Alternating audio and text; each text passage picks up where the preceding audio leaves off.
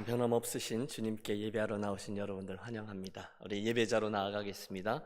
함께 일어나셔서 주신 주님 찬양합니다.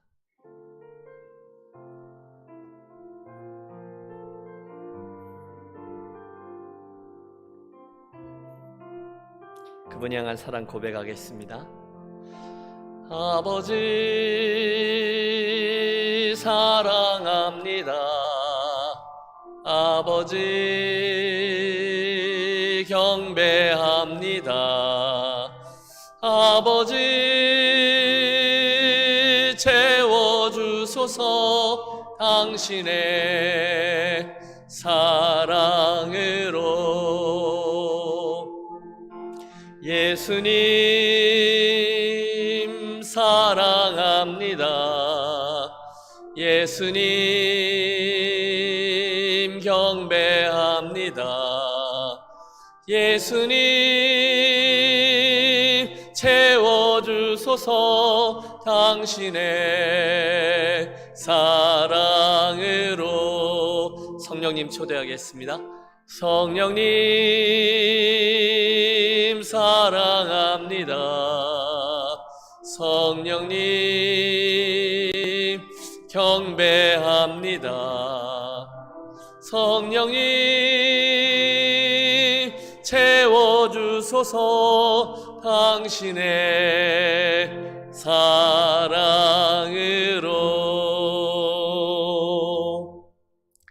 하나님은 우리의 피난처시오 힘이시니 환난 중에 만날 큰 도움이시라. 그러므로 땅이 변하든지 산이 흔들려 바다 가운데 빠지든지 바닷물이 솟아나고 뛰놀든지 그것이 넘침으로 산이 흔들릴지라도 우리는 두려워하지 아니하리로다. 아멘. 사랑의 하나님 아버지, 지나간 한 주간도 사랑하는 우리 성도들의 삶을 도우셔서 이해까지 인도하여 주신 은혜 참으로 감사합니다.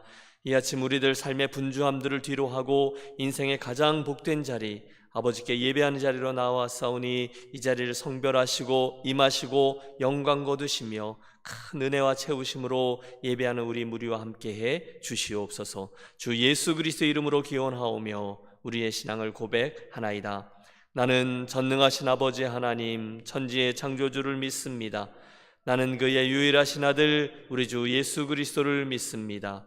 그는 성령으로 잉태되어 동정녀 마리아에게서 나시고 본디오 빌라도에게 고난을 받아 십자가에 못 박혀 죽으시고 장사된 지 사흘 만에 죽은 자 가운데서 다시 살아나셨으며 하늘에 오르시어 전능하신 아버지 하나님 우편에 앉아 계시다가 거기로부터 살아있는 자와 죽은 자를 심판하러 오십니다. 나는 성령을 믿으며 거룩한 공교회와 성도의 교제와 죄를 용서받는 것과 몸의 부활과 영생을 믿습니다. 아멘. 자리에 앉으셔서 함께 찬송하겠습니다.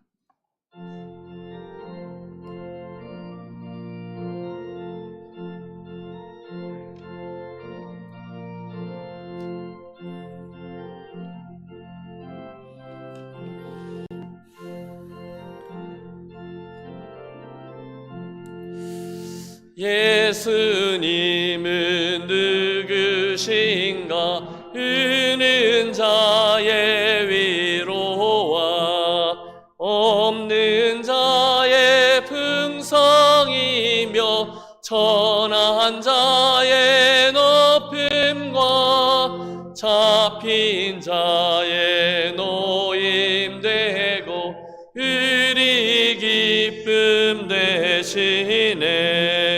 예수님은 누구신가?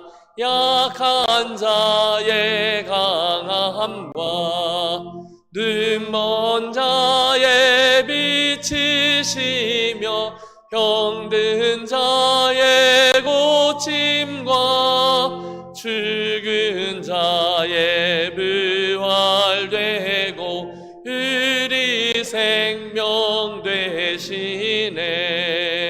예수님은 누구신가? 추한 자의 정함과 죽을 자의 생명이며 죄인들의 중보와 멸망자의 구원되고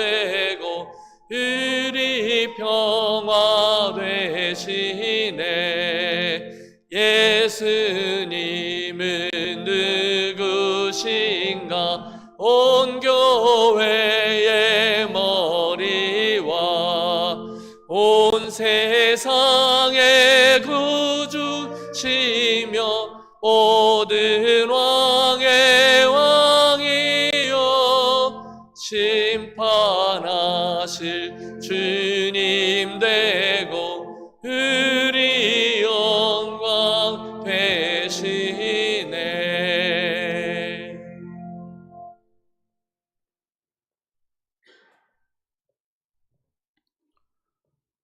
사랑과 은혜의 하나님 아버지, 오늘도 거룩한 주일 예배의 제단으로 인도하여 주시니 감사드립니다.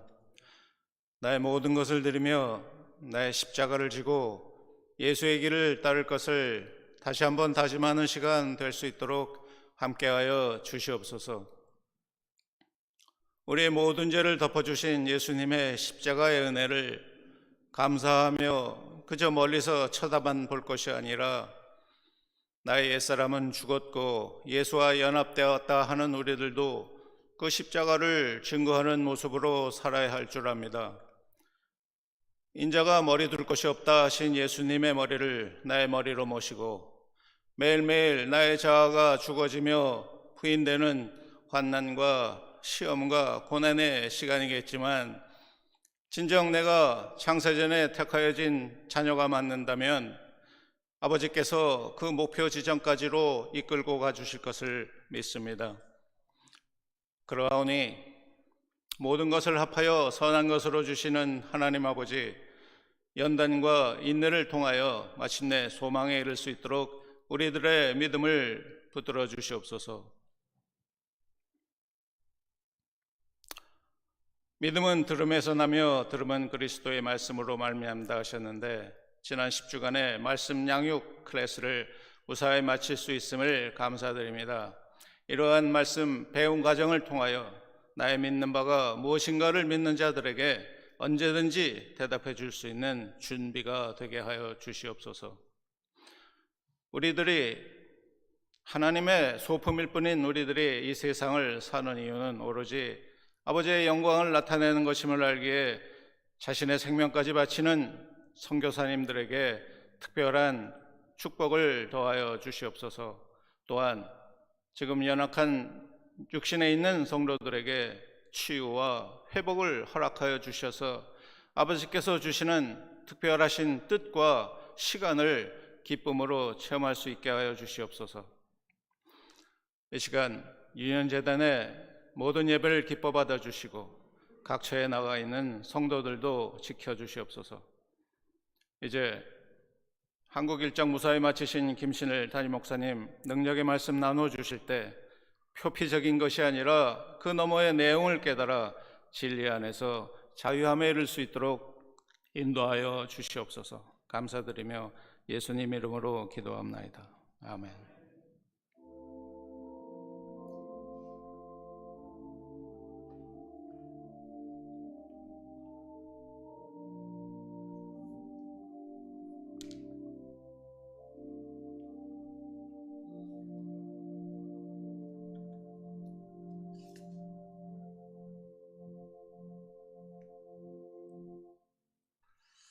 오늘 말씀 나누기 전에 우리 전반기 우리 3개 클래스 30분 정도가 양육 클래스를 진행했는데요. 한번 나오셔서 간증해 주시겠습니다. 1부 때는 우리 주창호 장로님 간증해 주시겠습니다.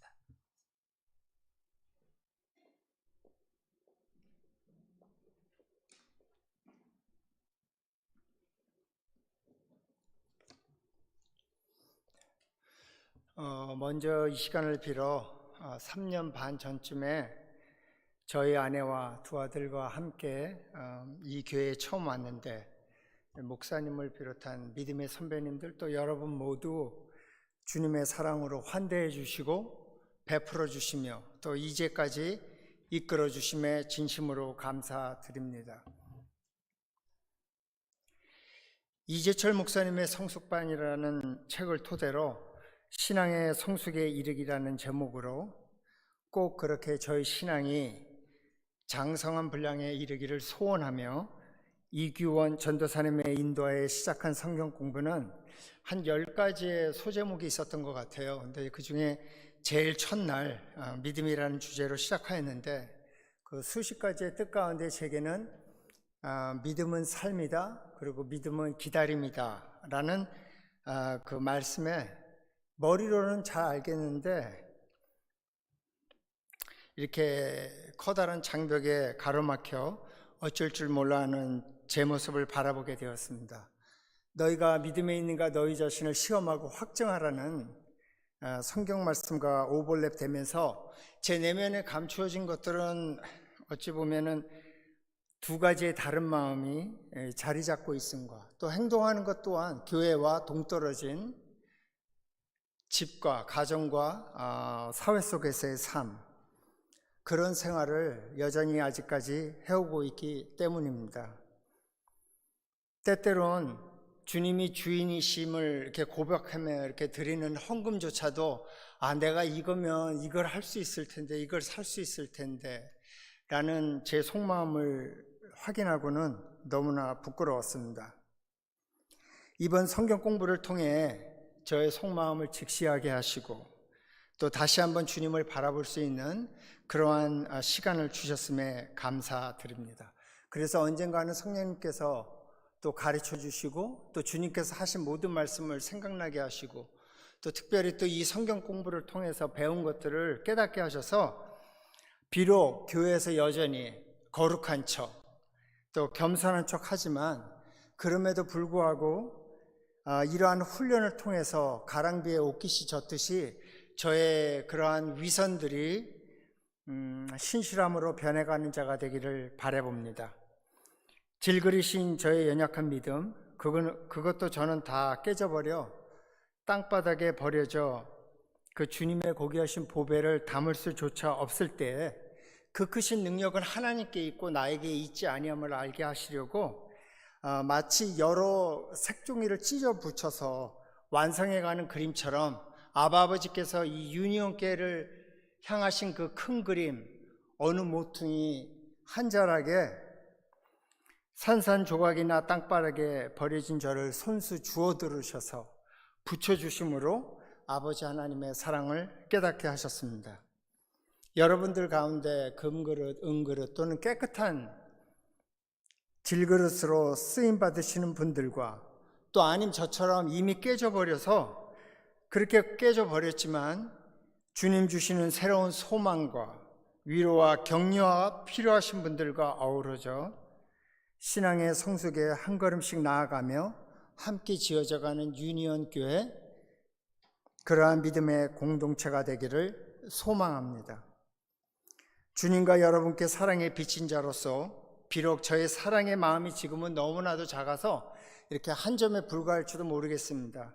그렇지만 그 한 점의 사랑이 꼭 담겨서 여러분을 바라볼 수 있는 눈, 내미는 손, 그리고 달려가는 발걸음이 되기를 바라보며 지난 10주간 동안 열정적으로 힘써 가르쳐 주신 우리 이규원 전도사님께 다시 한번 감사드리고, 무엇보다도 이 배움의 시간을 통해서 깨닫게 하신 주님, 믿음으로 제가 소망을 가지고 기다리는 것에 먼저 앞서서 저의 신앙의 성숙에 이르기까지 끝까지 참으시고 한없이 기다리시는 주님께 모든 영광 올려드립니다. 감사합니다.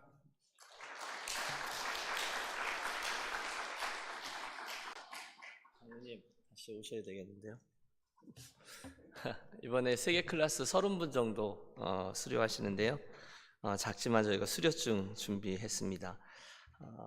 잠깐 서주시면 양육 수료증 2022년 전반기 과정 신앙의 성숙에 이르기 주창호 장로, 윗사람은 2022년 전반기 유니온 교회 양육 훈련 중에 신앙의 성숙에 이르기의 모든 과정을 믿음과 열정으로 최선을 다해 은혜 가운데서 이수하였기에 이를 축하하며 이 수료증을 드립니다. 유니온 교회 담임 목사 김신일. 여러분, 자그마한 증서지만 신앙의 어떤 거점이 되어지는 기회 되기를 소원합니다. 박수로 한번 격려해 주십시오.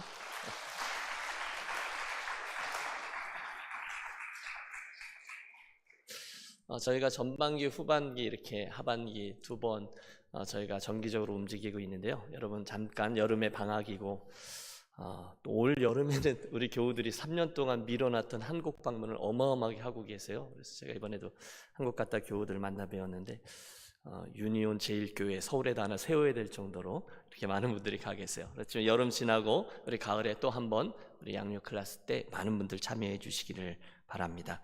하나님의 말씀 함께 대합니다. 오늘은 신약성경 마태복음 14장 22절에서 33절의 말씀 본문으로 택했습니다. 신약성경 24쪽입니다. 마태복음 14장 22에서 33절 함께 일어나셔서 우리 갈릴리 바다 위에 있었던 일 하나를 합독하겠습니다. 예수께서 즉시 제자들을 재촉하사 자기가 무리를 보내는 동안에 배를 타고 앞서 건너편으로 가게 하시고 무리를 보내신 후에 기도하러 따로 산에 올라가시니라. 저물매 거기 혼자 계시더라. 배가 이미 육지에서 술이나 떠나서 바람이 거스름으로 물결로 말미암아 고난을 당하더라. 밤 사경에 예수께서 바다 위로 걸어서 제자들에게 오시니 제자들이 그가 바다 위로 걸어오심을 보고 놀라 유령이라 하며 무서워하며 소리 지르거늘 예수께서 즉시 이르시되 안심하라 나니 두려워하지 말라. 베드로가 대답하여 이르되 주여 만일 주님이시거든 나를 명하사 물 위로 오라 하소서 하니 오라 하시니 베드로가 배에서 내려 물 위로 걸어서 예수께로 가되 바람을 보고 무서워 빠져가는지라 소리질러 이르되 주여 나를 구원하소서 하니 예수께서 즉시 손을 내밀어 그를 붙잡으시며 이르시되 믿음이 작은 자여 왜 의심하였느냐 하시고 배와 함께 오름에 바람이 그치는지라. 배에 있는 사람들이 예수께 절하며 이르되 진실로 하나님의 아들이로소이다 하더라. 아멘. 자리에 앉으시겠습니다.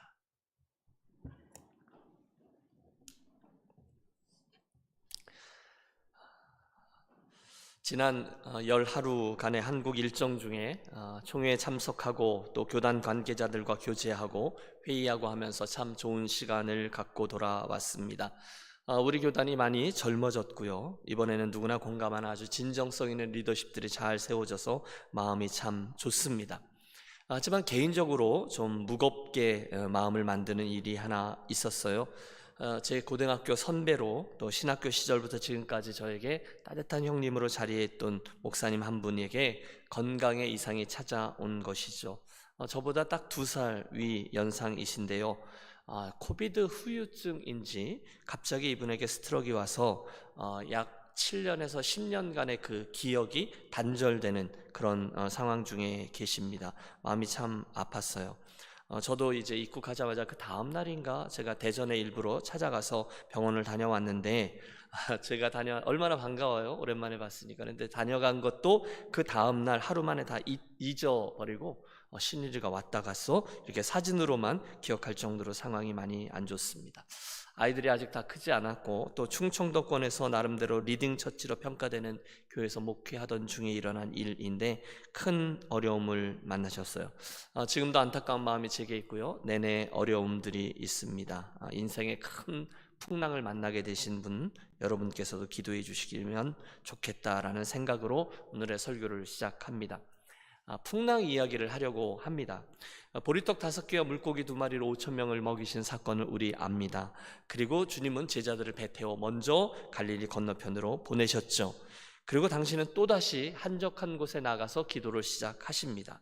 여러분, 주님의 사역을 보면 늘 바쁘고 분주하셨지만 그 가운데서 가장 중요한 하나님 아버지와의 관계를 놓치지 않으셨죠. 아마 그것이 당신의 일평생의 소명인 십자가를 향해서 올곧게 걸어가게 한 그런 원동력이 아니었나 생각합니다. 끊임없이 다가왔던 목회적인 요구들, 반응해야 될 것들, 상담해야 될 것들을 가르쳐야 될 것들, 그러나 이 많은 요구들 앞에서도 또는 반대로 사람들이 막 박수갈채를 쳐주고 당신에게 주목하던 이런 상황들 앞에서도 더 나아가 사나운 오해 또는 사탄이 꺼내오는 올무 앞에서도 변함없이 걸어가실 수 있었던 비결은 당신의 예수님이셨기 때문이 아니라 바로 하늘 아버지와 늘 교제하며 그분에게 자기를 맞추며 걸어갔기 때문입니다. 오늘의 본문은 그런데 먼저 떠나보냈던 제자들에게 문제가 하나 생겼다라고 말씀합니다. 24절과 25절의 말씀이죠. 배가 이미 육지에서 술이나 떠나서 바람이 거스름으로 물결로 말미암아 고난을 당하더라. 밤사경에 예수께서 바다 위로 걸어서 제자들에게 오시니. 여러분, 그 장면을 상상해 보십시오. 큰 풍랑이 일게 된 거죠. 같은 사건을 기록하고 있는 마가복음 6장을 보면 바람이 거스름으로 제자들이 힘겹게 노젓는 것을 보시고 라고 되어 있습니다. 여러분, 우리는 제자들을 압니다. 그 갈릴리 바다에서 잔뼈가 굵었던 어부들이 몇몇 속해 있었죠. 그들은 나름대로 갈릴리 바다에 대한 전문가들이었을 것입니다. 익숙했어요. 파도를 타는 법을 알았고 노를 능숙하게 저었을 것입니다. 그러나 본문은 이미 그들이 최선을 다했지만 그럼에도 불구하고 큰 위기에 처했다라고 기록합니다. 사실 오늘을 살아가고 있는 저와 여러분의 인생도 그렇지 않은가 생각해 봅니다. 우리 중에 누군가가 오늘의 내 삶에 대해서 나는 아무 어려움이 없어, 나는 100점짜리야, 나는 만족해, 그렇게 이야기할 수 있겠습니까? 저와 여러분은 오늘도 최선을 다해서 달려갑니다. 때때로 열매들도 있고 뿌듯한 일들도 있습니다. 그러나 분명한 것은 우리들에게 일어나는 인생의 일들이 끝이 없다는 것입니다.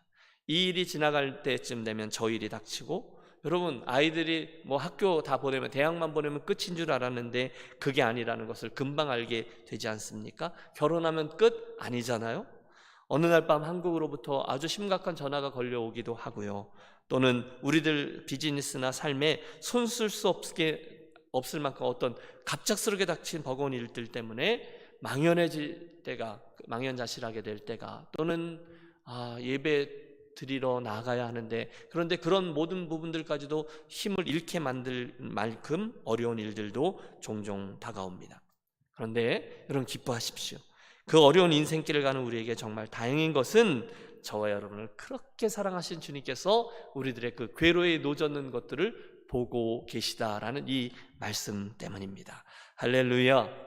여러분, 우리 주님은 어려움 속에 있는 우리들을 늘 보고 계시는 엘로이의 하나님이신 거죠.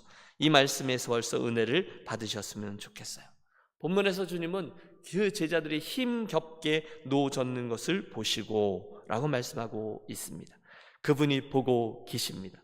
저와 여러분을 사랑하시는 주님께서 저와 여러분이 오늘 이곳에서 이 일로, 저곳에서 저 일로 힘들게 노를 젓고 있는 인생을 이미 보고 계세요. 알고 계세요. 오늘 이 아침 저와 여러분이 어떤 형편 중에 어떤 마음가짐으로 나왔는지를 다 알고 계십니다. 은혜입니다. 여러분, 키가 작은 삭개오 이야기를 우리 아십니다. 몇 주 전에도 우리 한번 그 얘기했던 것을 기억합니다. 친숙한 이야기. 저는요, 그 키 작은 삭개오 이야기로 유치부 설교도 해봤고 유년부 설교도 해봤고 장년부 설교도 해보았습니다. 여러 번. 그래서 그 본문을 보면 그 이야기라고 바로 알아챕니다.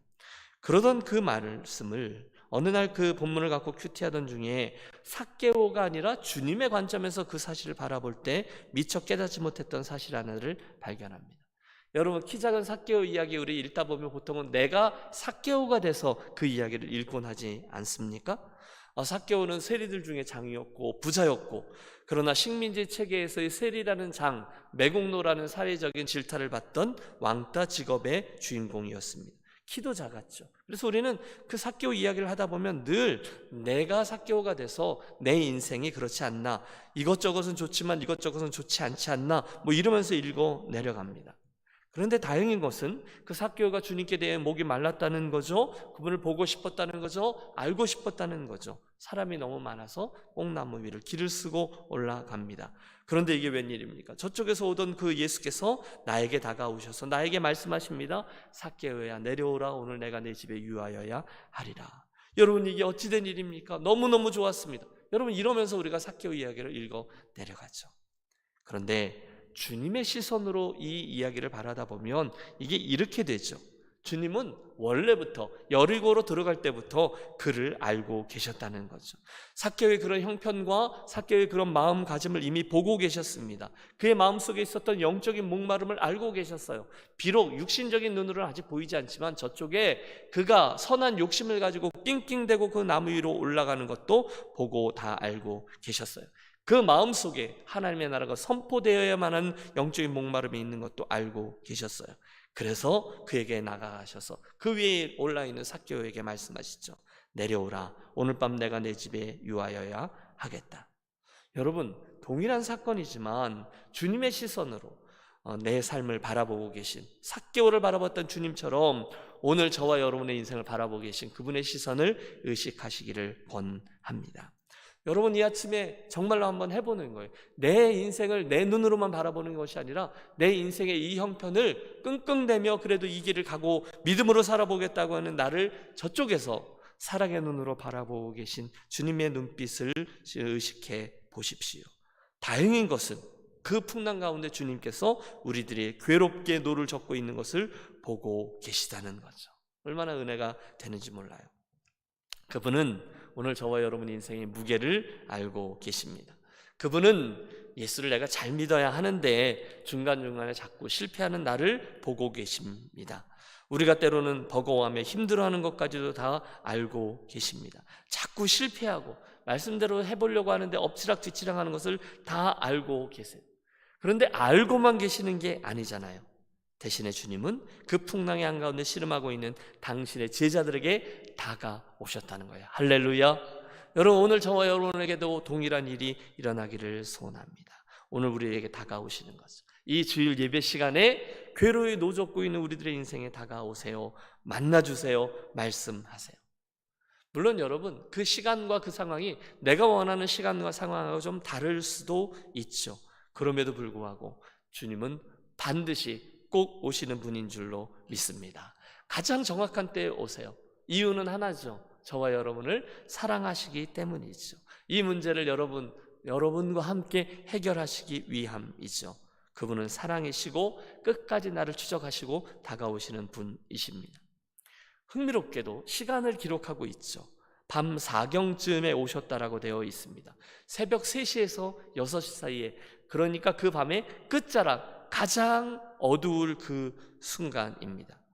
뱃사람들인 저희들이 그 밤에 정말로 애를 쓰고 밤새도록이죠. 밤 4경쯤이니까 그러면 글쎄요, 밤 8시쯤이면 어두워지지 않았을까요? 좀 더 양보해서 밤 한 10시쯤이면 어두워지지 않았을까요? 그리고 밤새도록 그들이 애를 쓴 그 마지막 순간에 저는 생각해 보았어요. 뱃사람들인 저들이 할 수 있는 모든 것들을 다 해보고 동원해 본 후에 이제는 할 수 없다라고 포기할 그때에 다가오신 것이죠.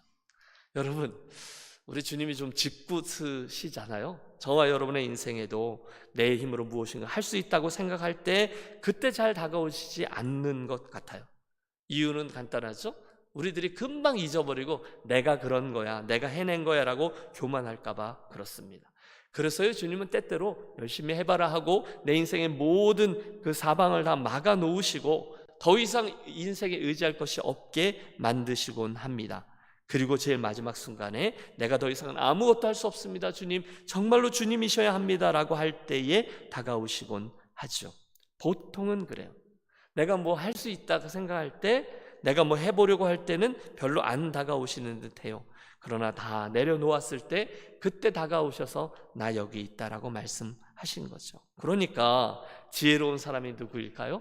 빨리 내가 뭐 할 수 있다라고 생각하고 몸에 힘을 주고 그러는 것이 아니라, 저는 예수 잘 믿는 것이 우리들의 몸에 힘을 빼는 거라고 생각합니다. 내가가 아니라 주님 하는 것이죠. 그때가 언제냐?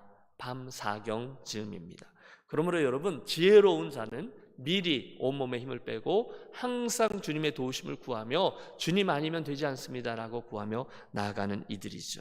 사랑하는 여러분, 저는 이 아침이 저와 여러분에게 있어서 이 본문에 나오는 그날 밤 4경의 시간이 되어지시기를 축복합니다.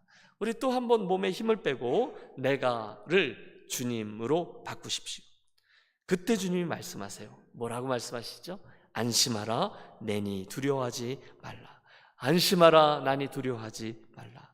여러분, 얼마나 놀라운 말씀입니까? 이것이 온 우주를 창조하시고 오늘 저와 여러분의 인생 여정을 함께 해 오셨던 섭리자요 또 주관자이신 그분께서 하시는 말씀이죠. 나니 두려워하지 말라.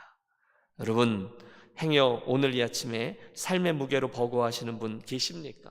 우리 교우들이 많이 계셔서 아마 우리들 가운데 이 말씀을 오늘 들으셔야 될 분들이 분명히 계실 거예요.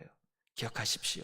창조주요 역사의 주관자가 되시는 그 주님, 내 인생을 내시고 오늘도 추적하시며 동행하고 계신 그분께서 오늘 여러분을 안다 말씀하시고 여러분 삶의 형편과 자리를 알고 계십니다. 그리고 다가오셔서 그 가운데 나니 두려워 말라, 안심하라, 나니 두려워 말라, 여러분 말씀하시는 주님의 음성을 꼭 듣고 믿음으로 반응하는 저와 여러분의 아침이 되시기를 축복합니다. 그 주님이 계시고 보고 계시고 다가오셨다는 사실이 오늘 이야기의 출발점이 되겠습니다. 본문에서 우리들의 주목을 뜨는 제자가 하나 있죠. 누굽니까? 베드로죠. 여러분, 우리가 2주 전에 그 부활 그 이후 이야기를 쭉 나눌 때도 베드로가 주님께 막 나왔던 이야기 기억하시죠? 주님, 얘는요? 막 이러면서 나섰던, 이게 베드로의 전형적인 모습이 아닌가 싶습니다. 다혈질이잖아요. 저는 베드로의 그 모습이 참 좋아요. 물론 그것 때문에 실수도 하죠. 그럼에도 불구하고 저는 베드로가 성경 속에 굵직굵직한 사건 사고의 주인공이 되는 것들을 봐요. 그는 과감하게 어떤 상황에 투신하며 나와요. 도전합니다. 그는 좀 참아줘라 라고 누가 말려야 될 정도로 불쑥불쑥 믿음의 길로 온몸을 제치고 나옵니다. 그리고 재미있는 건 그때마다 우리 주님이 그의 유별난 기질을 사용하셔서 그의 믿음을 한 단계씩 올려주곤 하셨습니다. 오늘 이 일도 마찬가지입니다. 모든 제자들이 유령이다 라고 두려워하고 있는 그 사이에 두려워 말라 라는 주님의 음성을 들은 베드로가 자기도 모르는 사이에 28절을 보십시오. 이렇게 외칩니다. 주여, 만일 주님이시거든 나를 명하사 물 위로 오라 하소서 하니. 여러분, 우리가 아는 이야기 같지만 우리가 그 자리로 들어가서 그 장면을 바라보십시오. 저와 여러분에게 베드로의 이 모습이 큰 도전이 됩니다. 여러분, 여쭙고 싶습니다. 오늘 저와 여러분의 삶에 이런 도전이 있는지요? 예수 믿는 것, 내가 벌써 30년을 믿어왔는데 뭐 특별한 게 있겠어, 그냥 이렇게 가는 거지라고 생각하십니까? 그런 우리에게 베드로의 이 도전이 큰 도전이 됩니다. 베드로에게는 욕심이 있었어요. 놀라운 그 자리, 물 위를 걸어서 자기에게 오는 그 모습을 보며 나도 그 자리에 동참하고 싶었어요. 그 선한 욕심이 저로 하여금 풍랑이는 시커먼 바다로 뛰어들게 하는 투신을 만들어냅니다. 여러분, 만화의 한 장면처럼 여기지 마십시오. 정말로 풍랑이 몰아치는 시커먼 바다를 바라보며 베드로가 이렇게 도전했다는 거죠. 여러분, 저는 이 이야기 속에서 저와 여러분의 모습을 바라봅니다. 오늘 저와 여러분이 주님을 향한 도전하는 모습 속에는 과연 이만큼의 도전이 있으십니까? 나에게 참 믿음이 없구나라는 생각이 들게 하는 이 장면입니다. 내가 명색이 목사인데 물 위를 걷는다? 저 시커먼 바다 위로 내 발을 내뻗는다? 여러분, 생각도 못 해본 일이거든요. 그런데 베드로는 그 상황에 그런 투신을 만들어냈다는 거죠. 여러분 어떠세요? 신앙생활을 오래 하다 보니 나도 모르게 야성을 잃어버린 분들이 계실 거예요. 기도해서 하나님께 도전하며 나아가서 하나님 도우심을 내 삶으로 가지고 온다라는 것을 너무 오래전에 경험해 보신 분 말입니다. 상식적인 것만 기도하는 분 말입니다. 따져보니까 요 정도까지는 기도해도 될 것 같아요. 실패해도 별로 무리가 되지 않을 것 같은 것만 기도하고 계신 분 말입니다. 저와 여러분에게 그런 도전적인 자세가 잃어버려져 있지는 않는가? 오늘 본문을 보며 이 베드로처럼 좀 그렇게 선한 욕심을 가지고 야성을 회복해야 되겠구나라는 욕심이 있으셨으면 좋겠습니다. 여러분, 성경을 보십시오. 성경을 보면 예수님과 또는 하나님과 놀라운 일을 경험하는 이들에게 공통적으로 나타나는 부분이 있죠. 믿음이잖아요. 백부장의 믿음이든지 왕의 신하의 믿음이든지 스로보닉의 여인의 믿음이든지 종종 그 믿음의 선한 도전 때문에 주님을 깜짝 놀라게 했던 이들이 여럿 있었습니다. 단순하게 믿었다는 거예요. 오늘 베드로처럼 주여 나를 명하사 물 위로 오라 하소서 했을 때 주님께서 저는 믿어요. 내심 깜짝 놀라셨을 거예요. 얘 봐라. 여러분, 저는 주님께서 그렇게 생각했을 거라고 믿습니다.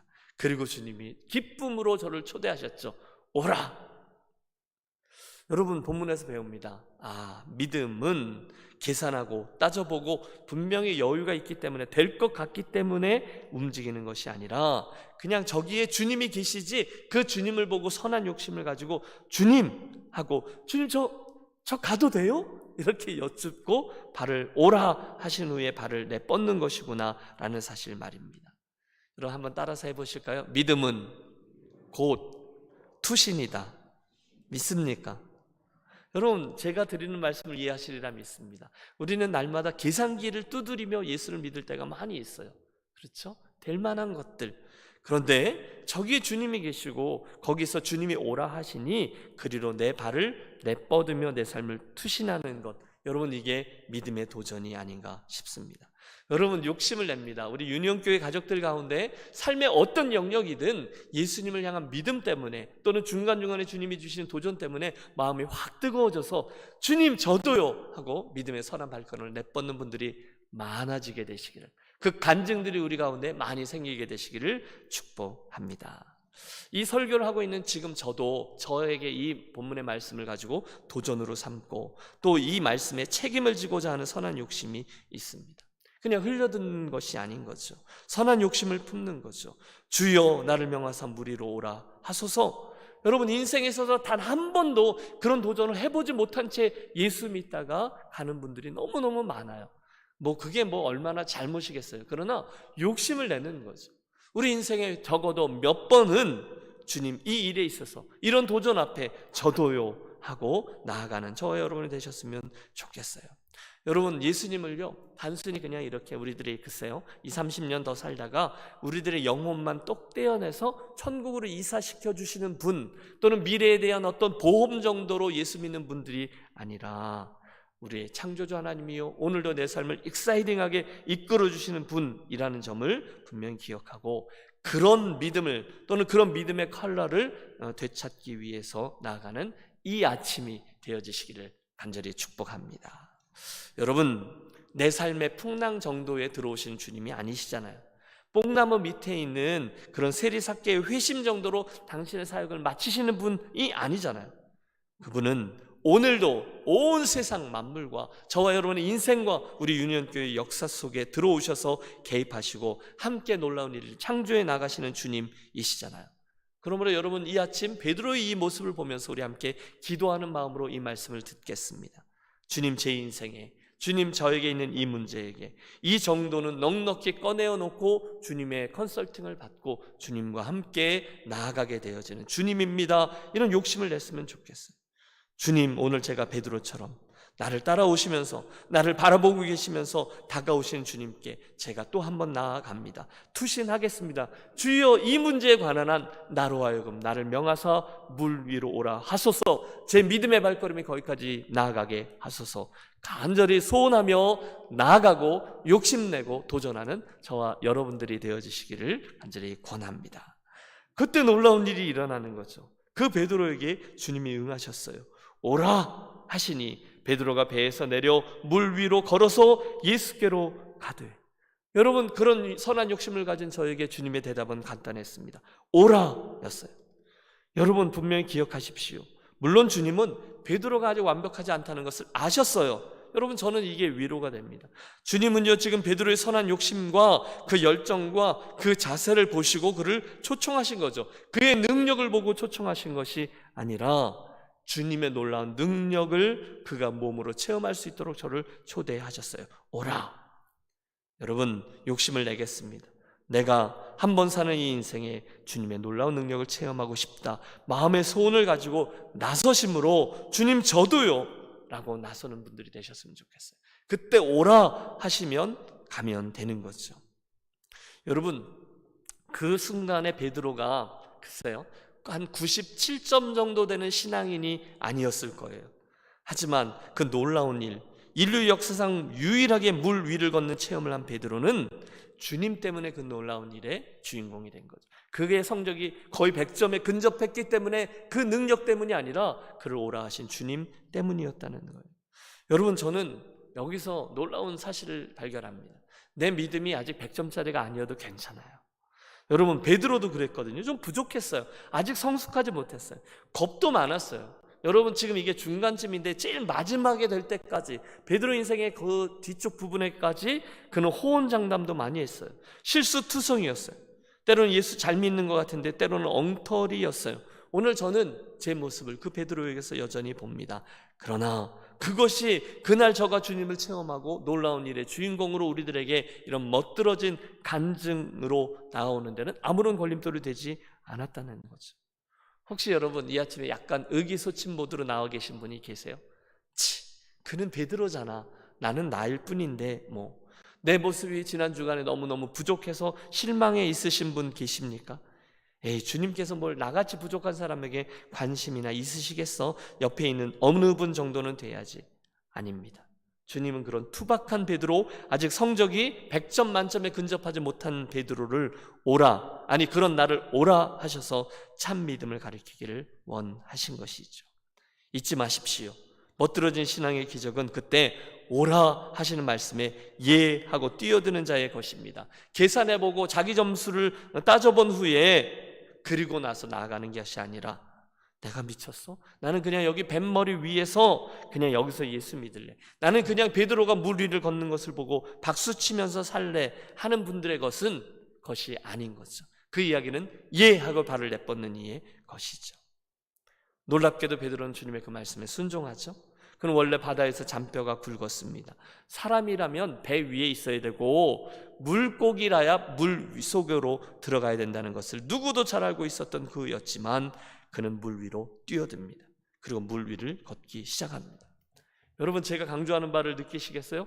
예수님이 물 위를 걸으셨다는 것은 이해하기 어렵지 않아요. 그러나 지금 이 상황은 베드로가 걸었다는 거예요.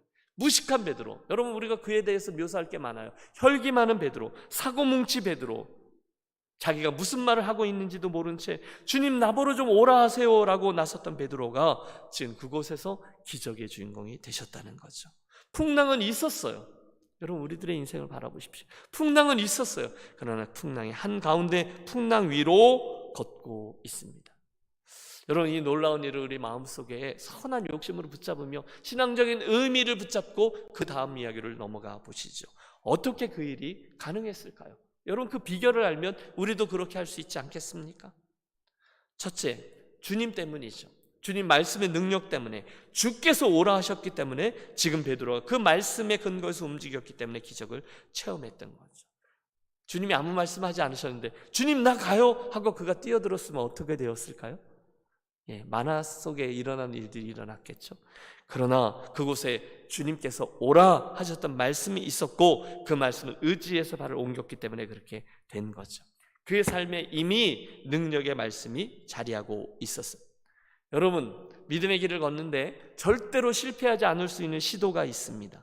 그것은 주님께서 하셨던 말씀을 붙잡고 그 말씀의 근거에서 이 말씀이 어련히 옳을까 하고 나아가는 것입니다.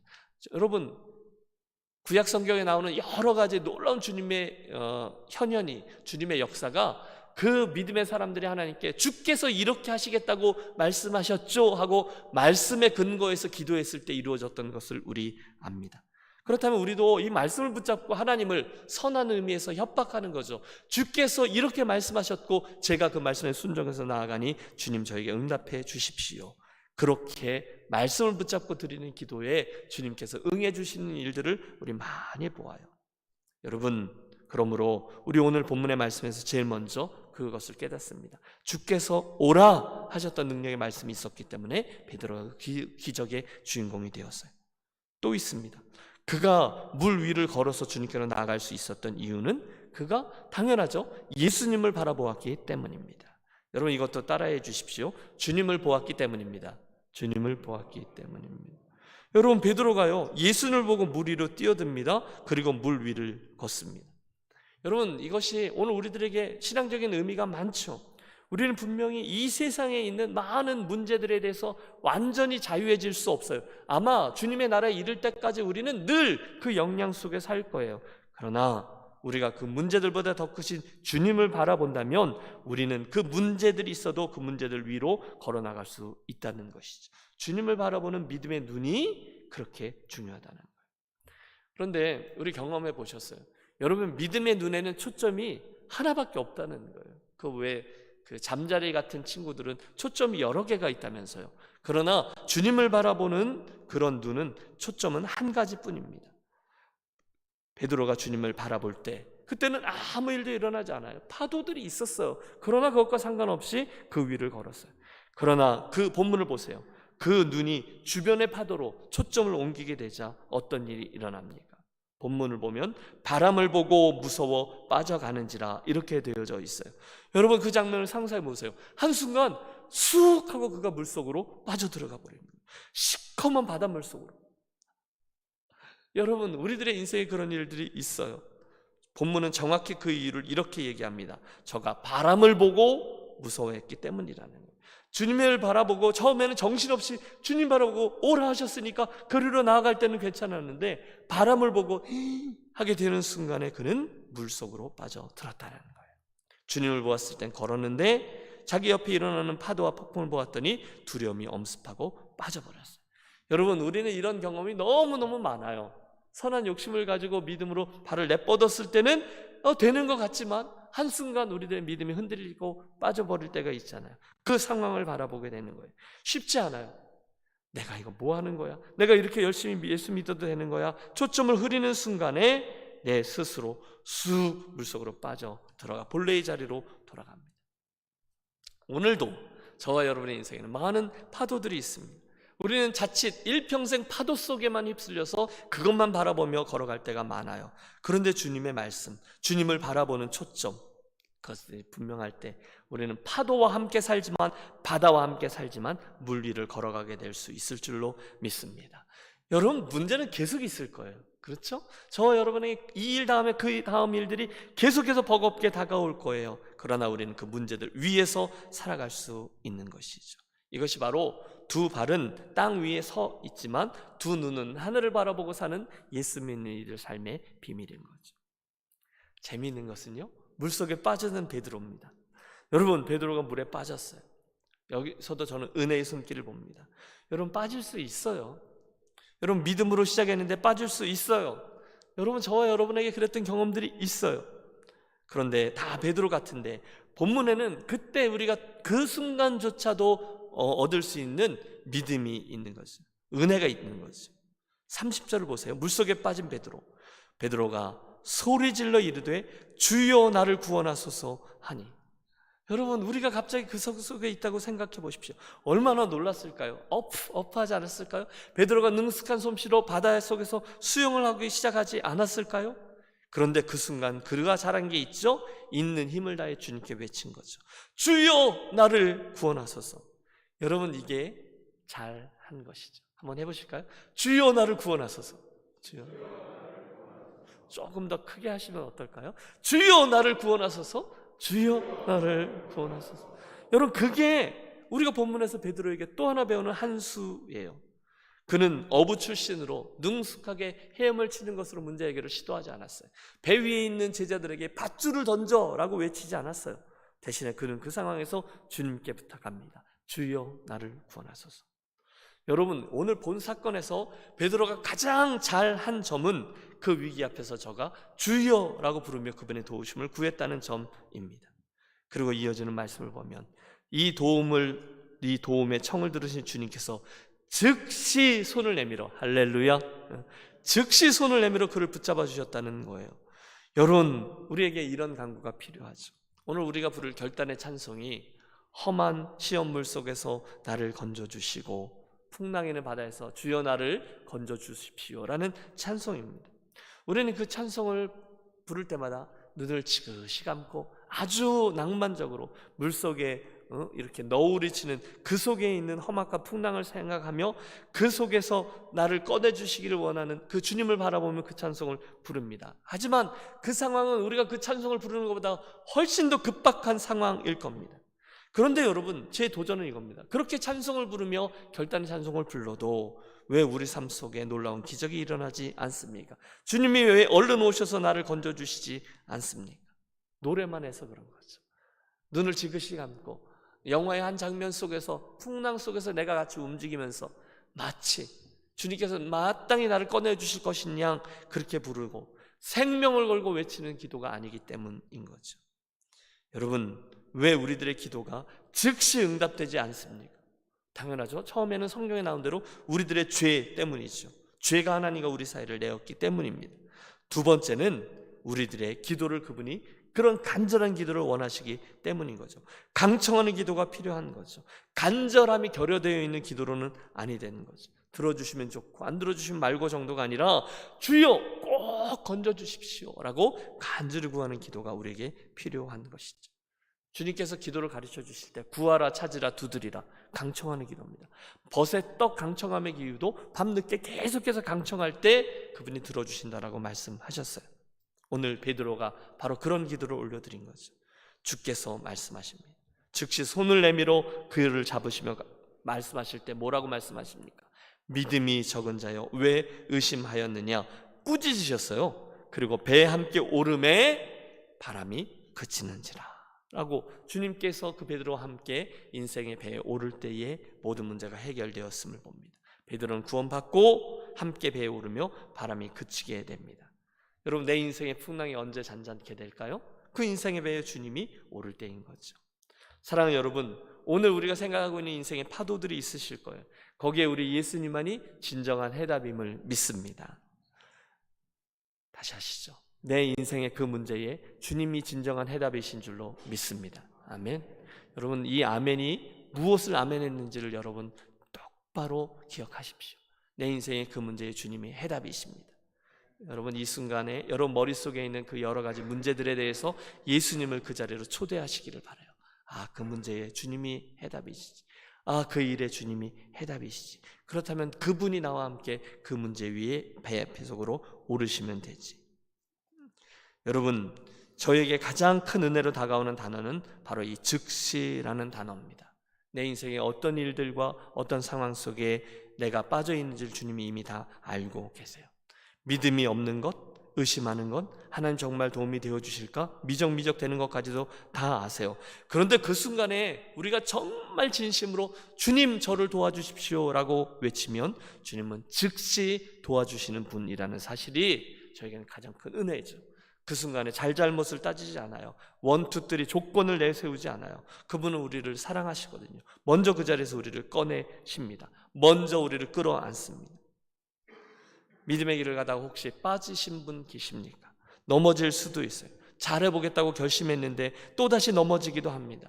여러분, 신년 첫째 주일에 우리들이 했던 모든 결심들이 있지만 1월 말쯤 되면 굉장히 많이 이렇게 나사가 빠져 있는 것처럼 보일 때가 있습니다. 내가 나를 알아요. 내 성적표를 알아요. 여러분, 언젠가는 은혜 받았습니다 하면서 나아가지만, 잘해보겠습니다 하고 결단하며 나아가지만 그 다음 주간에 올 때는 다시금 고개를 숙이고 돌아올 때도 많이 있습니다. 그러나 여러분, 오늘 이야기는 우리들의 성적표나 우리들의 능력 이야기가 아니잖아요. 그런 부족함에도 불구하고, 아니 빠져 있을 때에도 불구하고 주여 나를 도와주소서라고 말씀하실 때 주님은 즉시 우리를 꺼내주시는 분이라는 사실이죠. 여러분, 이것이 은혜입니다. 주님이 책망하십니다. 베드로를 꾸짖으시죠. 믿음이 적은 자여 왜 의심하였느냐.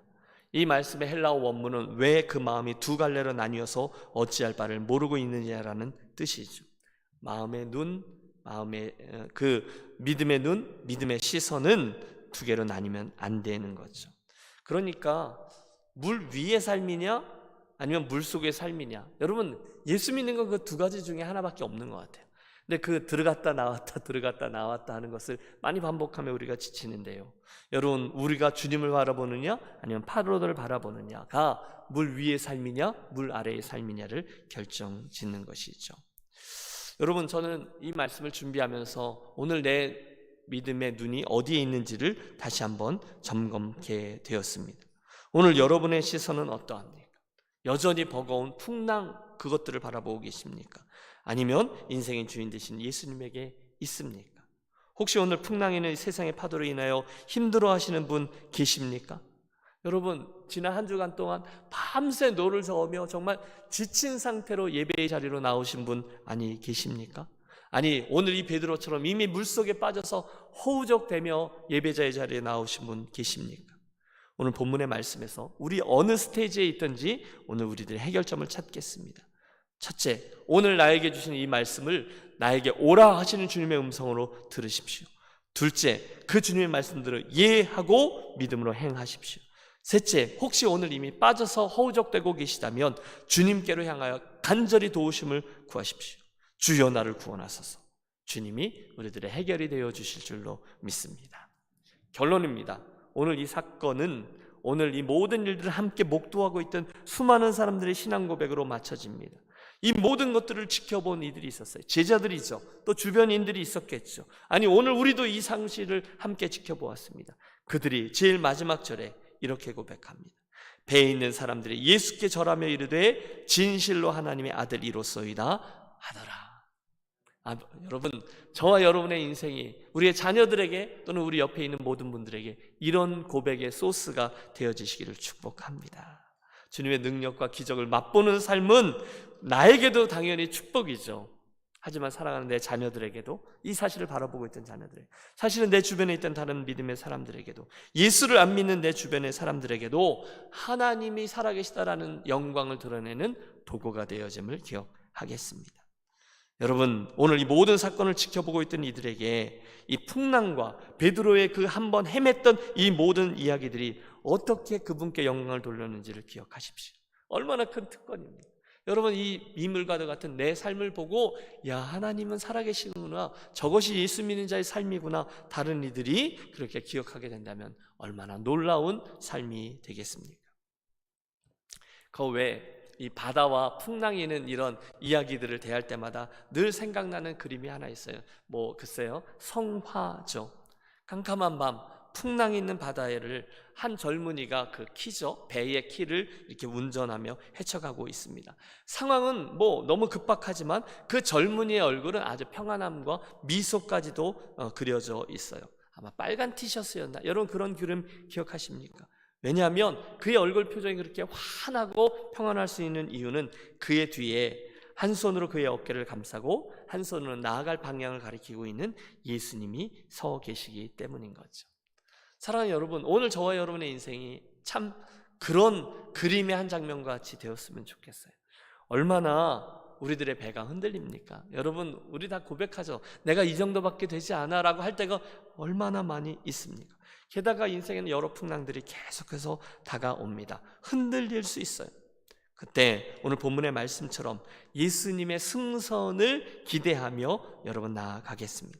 일단 예수께서 내 인생의 배에 오르기만 하면 그때 내 인생은 샬롬이 되고 그 사람들처럼 바다가 잔잔해졌으니 평안한 인생이 될 것입니다. 이미 예수님을 여러분 인생의 배에 영접하셨습니까? 잘하셨어요. 근데 더 잘하는 것은 그 주님께 나아가야 될 방향을 가르쳐달라고 구하는 것이죠. 함께 기억하겠습니다. 여러분, 내 인생의 배는 내가 선장 아닙니다. 주님이 오르신 배는 늘 주님이 선장이십니다. 주여 나를 명하사 물 위로 오라 하소서. 여러분, 이 이야기 속에서 여러분 선한 욕심을 갖고 주님을 체험하기를 기대하시고, 혹시 중간에 빠지셨으면 주님이 즉시 꺼내어 주시길 기대하시며 나아가 주님과 함께 내 인생의 배에 다시금 승선함으로 인생의 평안함을 통해 주변에 있는 이들이 주께서 어떤 분이신지를 다 목도하고 영광을 돌리게 되는 그런 주인공들이 되어지시기를 예수 그리스도의 이름으로 축복합니다. 기도하겠습니다. 참 좋으신 하나님 아버지, 그리스도인으로 살면서 때때로 주님 없이도 살아갈 수 있은 듯 그렇게 착각하며 나갔던 우리들의 교만을 용서해 주옵소서. 오늘 베드로처럼 내 삶을 움직이는 모든 것들의 원동력이 주님의 말씀이 되게 해 주옵소서. 내 삶에 주님 주시는 말씀이 있다면 그것을 향해 투신하는 선한 욕심의 주인공들 우리 되게 하시고, 또 일단 투신했으면 인생의 파도가 아니라 주님을 분명히 바라보는 종들 되게 하여 주시며, 더 나아가 행여나 중간에 물속에 빠져 있다면 이 시간 주님을 향해서 외치게 하여 주옵소서. 즉시 우리를 붙드셔서 내 인생의 배에 주님과 함께 오르고 주변에 있는 모든 이들이 진실로 하나님께 영광을 돌리는 놀라운 일이 우리들의 이야기가 되게 해 주시옵소서. 주 예수 그리스도의 이름으로 축복하며 기도하옵나이다. 아멘. 함께 일어나셔서 오늘 본문을 생각하며 소원하는 마음으로 이 찬양 함께 부르겠습니다.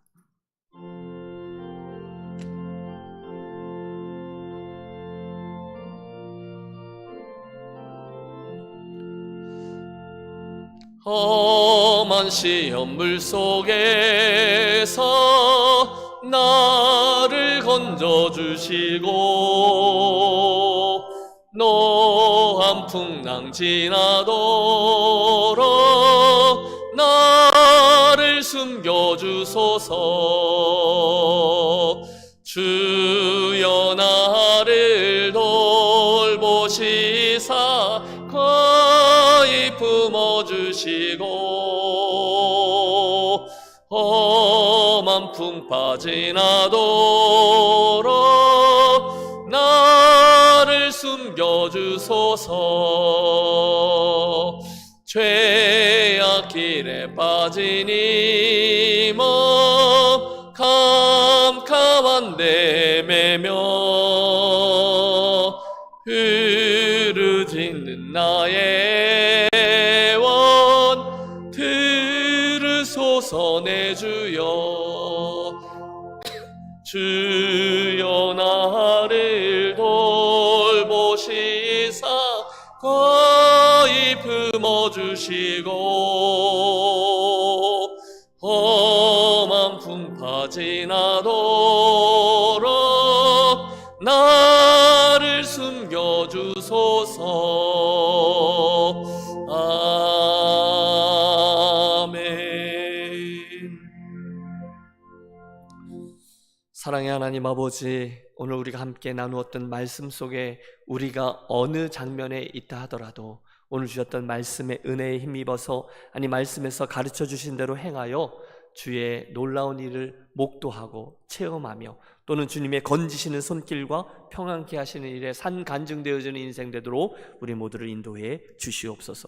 예배자의 자리로 나올 때 우리가 가지고 나온 모든 예물들을 하나님 기억해 주시고 흠양해 주시며 그 속에 담겨져 있는 우리 성도들의 땀방울과 수고와 또한 눈물과 고생함까지도 다 기억하여 주셔서 하나님 저들을 향한 주님의 사랑으로 화하게 하시고 그래서 우리 삶에 필요한 모든 축복들을 하나님으로부터 풍성히 받아 누리는 기적의 씨앗되는 예물 되게 하여 주시옵소서. 오늘도 하나하나 우리가 사랑과 소원을 가지고 나왔던 이 예물들이 30배, 60배, 100배의 풍성한 열매들로 화하게 하여 주시고 우리들을 복 주셔서 믿음의 분복이 자라나고 오늘 주셨던 말씀대로 하나님을 향하여 믿음의 투신을 행하며 그 속에 일어나는 놀라운 산간증들이 많이 쌓여가는 우리들의 인생만 되도록 축복해 주시옵소서. 이제는 우리 구주 예수 그리스도의 크신 은혜와 하늘아버지의 극진하신 사랑하심과 성령 하나님의 감동 감화내주 충만 교통하심이 오늘 물 위로 감히 걸어 나갔던 베드로의 이야기를 나의 일을 위한 말씀으로 듣고 받아 위로받고 세임 얻고 지혜를 얻어 주님을 선장으로 다시금 모셔드는, 그래서 이 풍랑 속에서도 주님을 체험하며 담대히 나아가는 믿음의 주인공들 우리 모두 되기를 소원하며 나서는 한 분 한 분 위에 우리 유년의 모든 성도들과 저들의 한 주간의 삶 위에 이제로부터 영원토록 함께 하시기를 간절히 축원하옵나이다. 아멘. 축복합니다. 하나님 주님의 그 놀라운 살아계심을 체험하는 한 주 되시길 아버지 축복해 주시옵소서.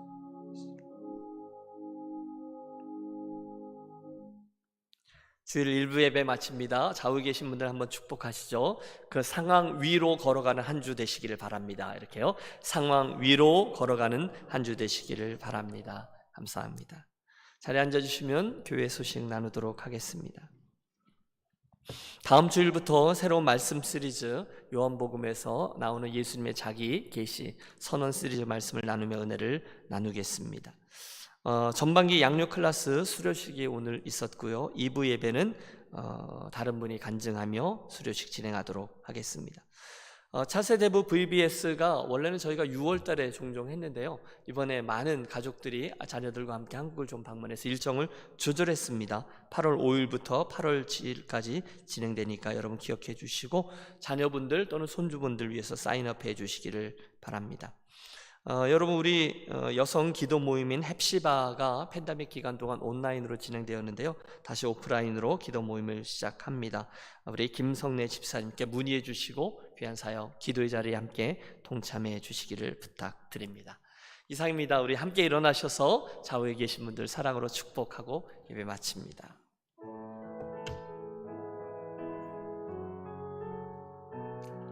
우리 믿음의 동지들을 축복하겠습니다.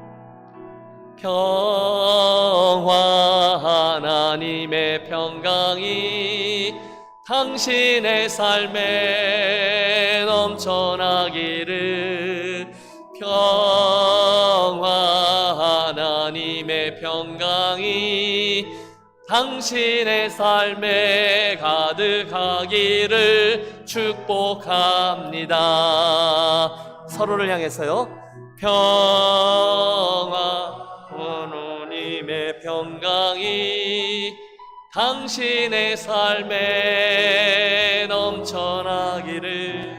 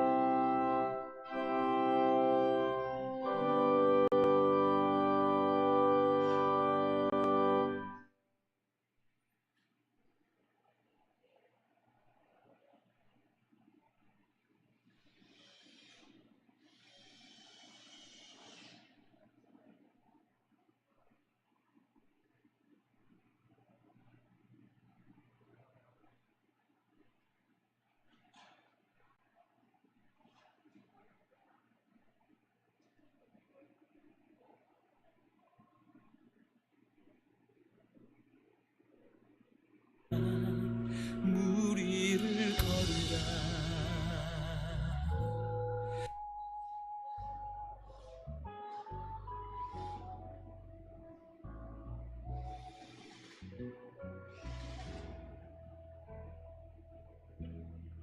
바람 춥고 파도는 거세고 내딛는 반듯 끝을 알 수 없는 깊은 물속 망설이고 두려워하고 허우적대는